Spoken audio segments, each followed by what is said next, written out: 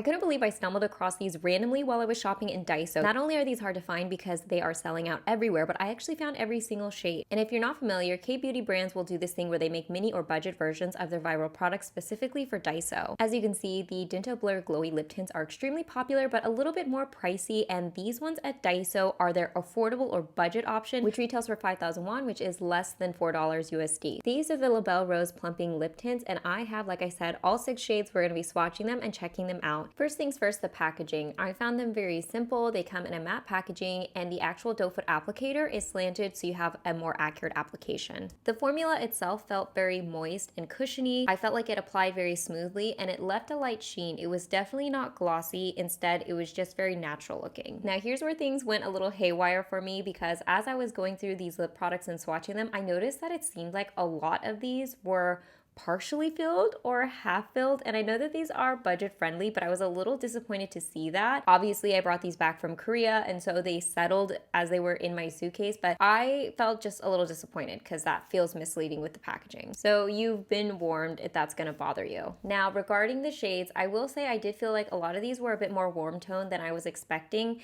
These are a bit more of a lightweight formula, and so my lip color is showing through with a lot of these. I have a bit of rosiness to my lips naturally, so that's something that just happens when I'm using products that don't have a ton of opacity to them, so also something to keep in mind if you're similar to me. But going back to what I was saying about a lot of these feeling a bit more warm toned, this shade in particular was probably the most cool tone shade, and when it kind of set on my lips, I did notice it turned a little bit more warm than it looks in the packaging. So just regarding the shades in general, I felt like there could be a little bit more variety. Now talking about the comfort of these were very comfortable on the lips, and because they are more lightweight, they do feel like nothing is really on your lips, so they gave a very nice natural look and feel. And I would say that these had a pretty average wear time to them. Anywhere from like 2 to 3 hours is when I noticed a lot of this had worn off, but these do leave a mild stain, so that's going to add to the longevity of the product, which I'm about to show you how these stain here in a second. But overall, I think that these are nice. A little disappointed by the volume of product in the actual packaging,